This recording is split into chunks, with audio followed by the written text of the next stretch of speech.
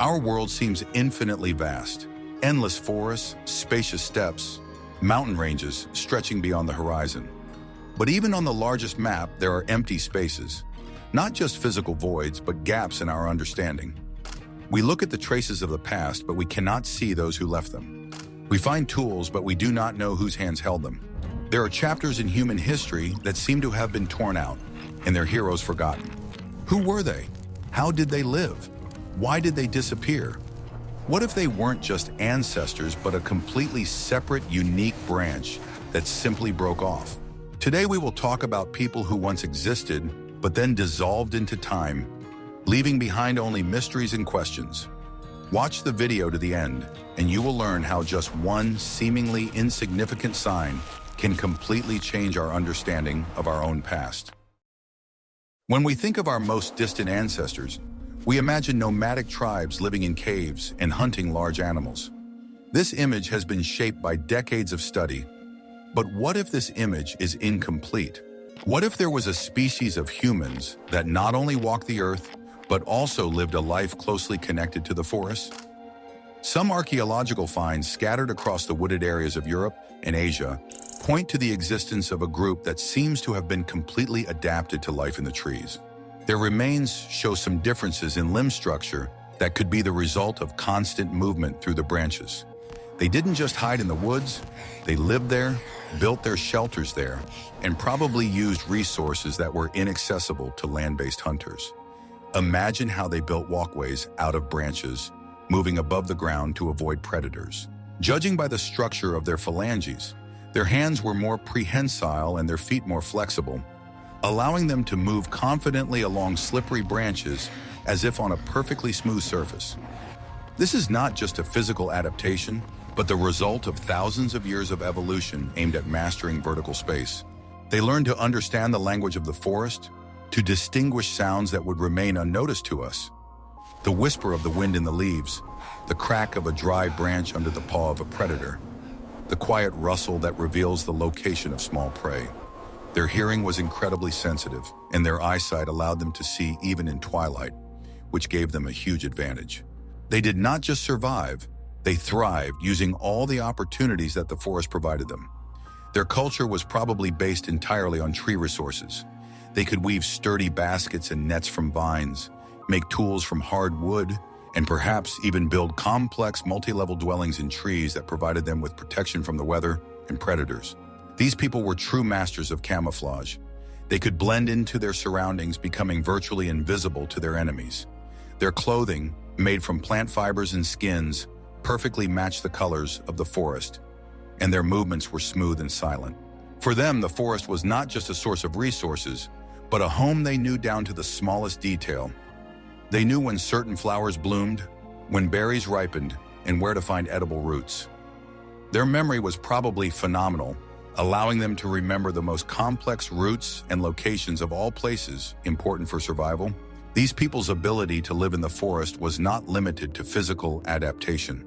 Their way of thinking, their social connections, their rituals, everything was imbued with the idea of unity with nature. They did not oppose it, but became part of it. This may have manifested itself in their communication system, which may have included imitating forest sounds, allowing them to communicate over long distances without attracting attention.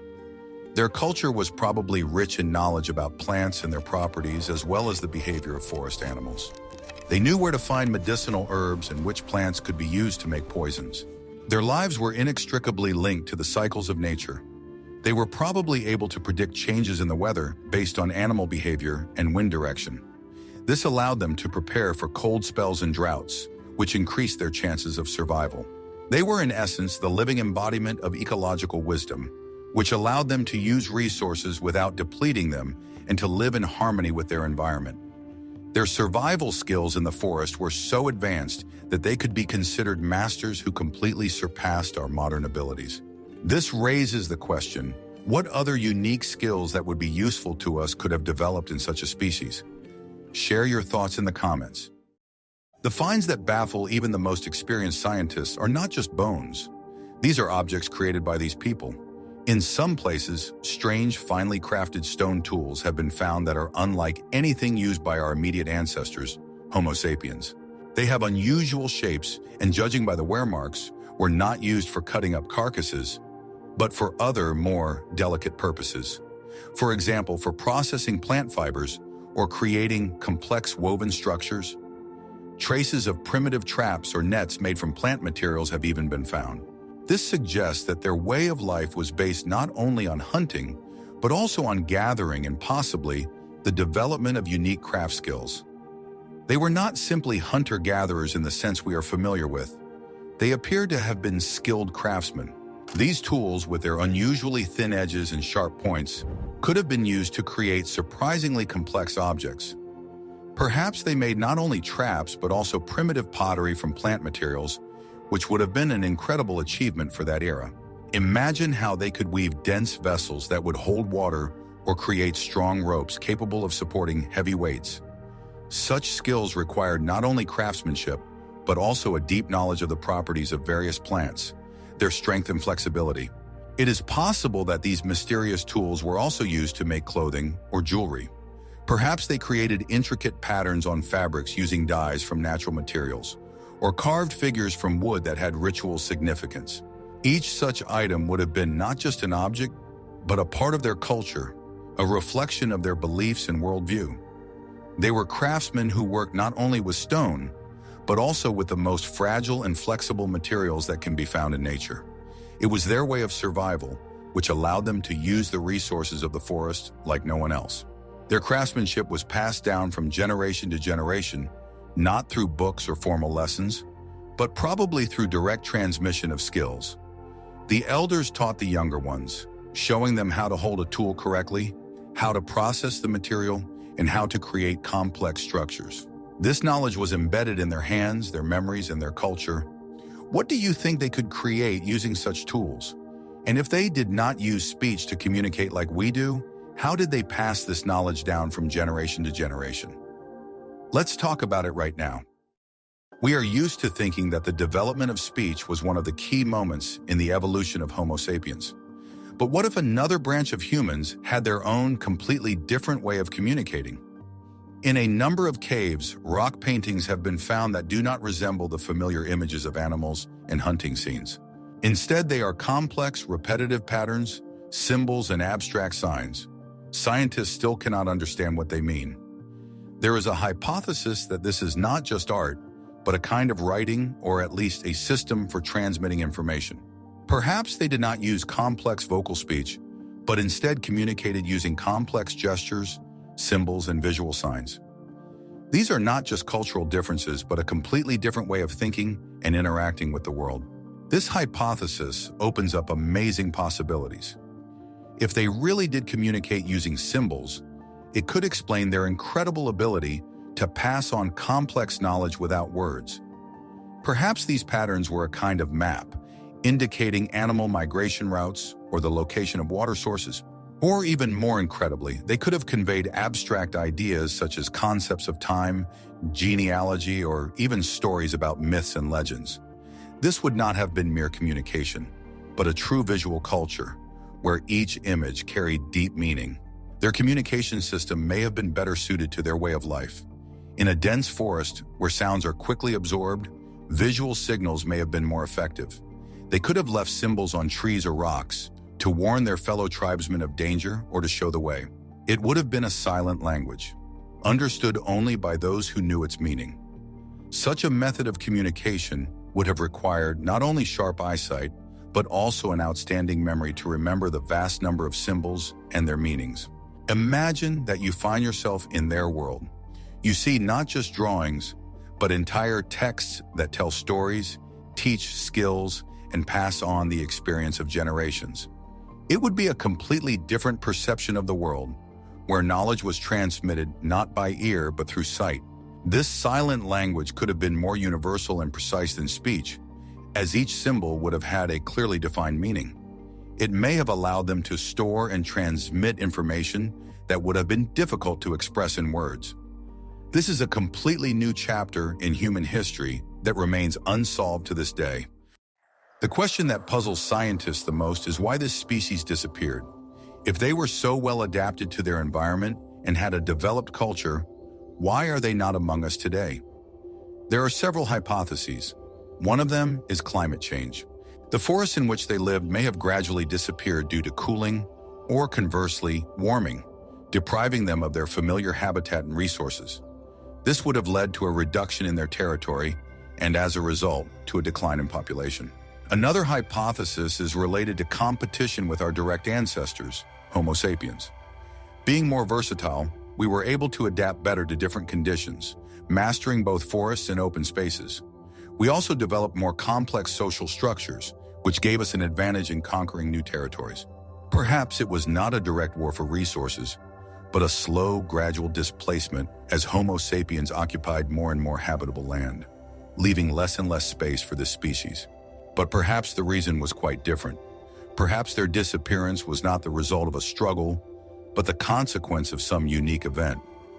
Imagine that some natural cataclysm, such as a volcanic eruption or an earthquake, destroyed their main territory, depriving them of their homes and resources. Or, even more improbably, their disappearance could have been linked to some internal cause, such as genetic weakness. Even the most adaptable species can disappear if there is a hidden vulnerability in its genetic code. This vulnerability could have made them more susceptible to new diseases, or conversely, to changes in their diet. Perhaps they were so specialized in certain types of food that they were unable to adapt when those sources disappeared. Their genetics, which gave them advantages in one environment, could have been their downfall in another. What do you think could have led to the complete disappearance of an entire species of humans? Could genes be to blame again? Keep watching to find out the answer to this question. Although there is no direct genetic evidence for the existence of this species, we continue to search for it in the most unexpected places. Some recent studies show that the genomes of people living in certain remote areas contain DNA fragments that do not fit into the generally accepted picture of our evolutionary tree. These fragments may be the result of ancient contacts that took place tens of thousands of years ago, when different species of humans still coexisted. Perhaps these genetic markers are all that remains of that forgotten species, a kind of invisible thread connecting us to them. They may contain information about their lifestyle, their physical characteristics, and even their weaknesses. The search for these ghost genes is a task for the most advanced laboratories.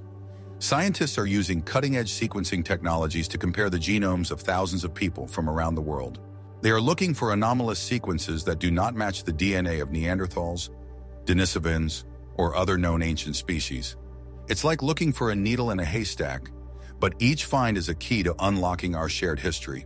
These mysterious genetic fragments may explain some of the characteristics found in modern humans, such as unique resistance to certain diseases or special physical abilities that seem inexplicable. Perhaps these ancient genes helped their carriers survive in harsh conditions, which is why they have been preserved in our genomes to this day.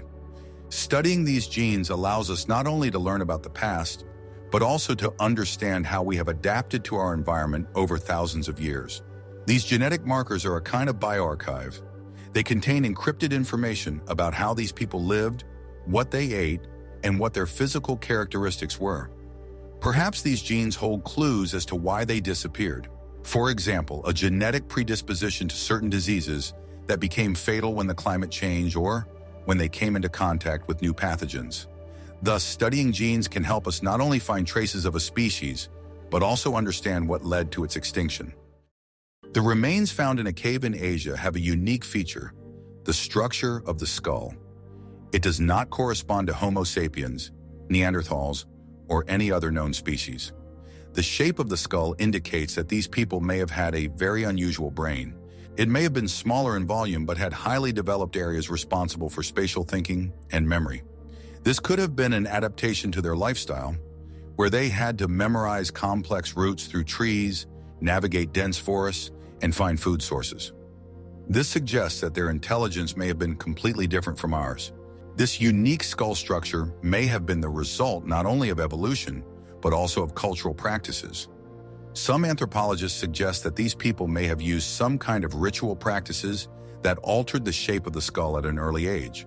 This could have been something like tight swaddling or head binding, which led to the formation of an elongated or, conversely, flattened skull. Why? Perhaps to emphasize their belonging to a clan, or as a symbol of status, or even as an attempt to improve certain cognitive functions. If this hypothesis is correct, it shows that their culture was so advanced that they were willing to undergo such changes. Another more scientific hypothesis is related to their diet. If, as we assume, they ate mainly plant foods that required prolonged chewing, this could have led to a change in the shape of the facial skeleton and, as a result, the skull. Strong chewing muscles and a developed jaw could have influenced the growth and shape of the skull. This would not have been a random change, but an adaptation to the environment that allowed them to survive in conditions where large game was rare. The unusual shape of the skull may also be evidence of genetic isolation. If this species lived in remote and isolated forest areas, their gene pool would have been limited. This could have led to the accumulation of certain genetic mutations that affected the structure of their skeleton. This would be a consequence of isolation, not adaptation. Their unusual skull shape could simply be the result of not mixing with other populations, which in turn could have been one of the reasons for their vulnerability. Perhaps the shape of their brains was perfectly adapted to the unique tasks they faced every day. For example, three-dimensional navigation through trees. They had to constantly calculate the distance to the next branch, assess its strength, and find the optimal route to avoid falling. These tasks required highly developed spatial thinking, which was probably reflected in the structure of their brains. Their intelligence was most likely no less developed than ours. It was just tailored to completely different purposes. What could have caused such an unusual skull shape? Watch the video to the end to find out the surprising answer to this question. The life of this species was apparently inextricably linked to the forest.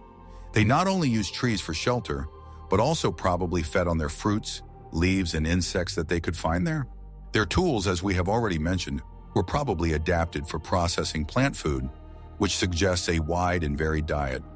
They may have been skilled at making traps for small animals and birds, which would have been more effective than hunting large prey in the dense forest.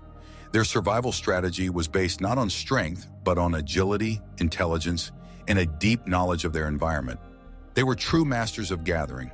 Their knowledge of edible plants was probably incredibly extensive. They knew which berries were safe, which roots could be eaten, and when they were most nutritious. They may even have known how to process poisonous plants to make them edible, which would have been an outstanding achievement for that time. This knowledge was passed down from generation to generation and was the basis of their survival. In addition, they probably used forest resources to create medicines.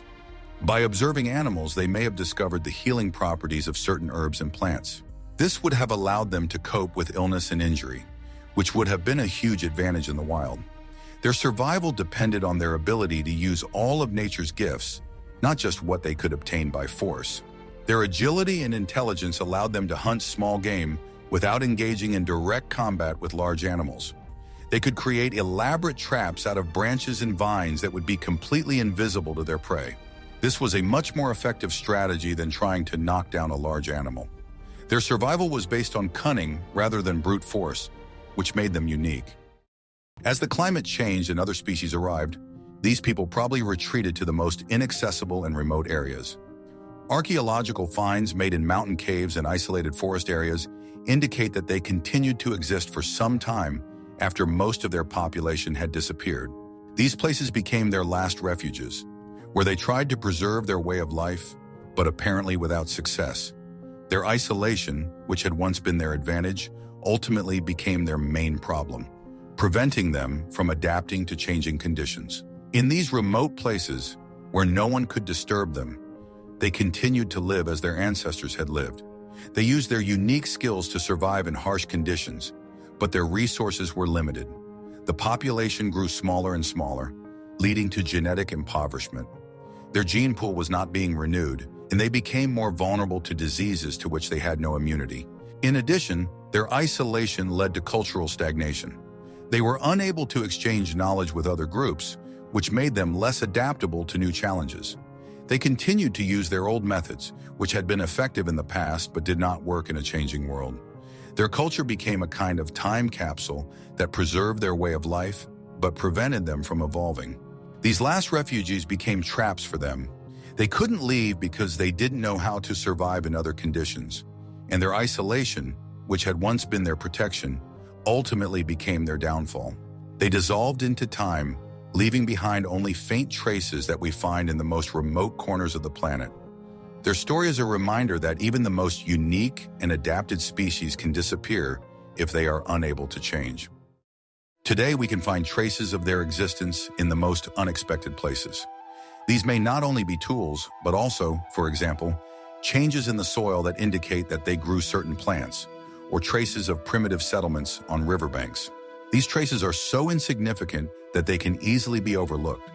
But it is precisely these traces that allow us to piece together a picture of their lives.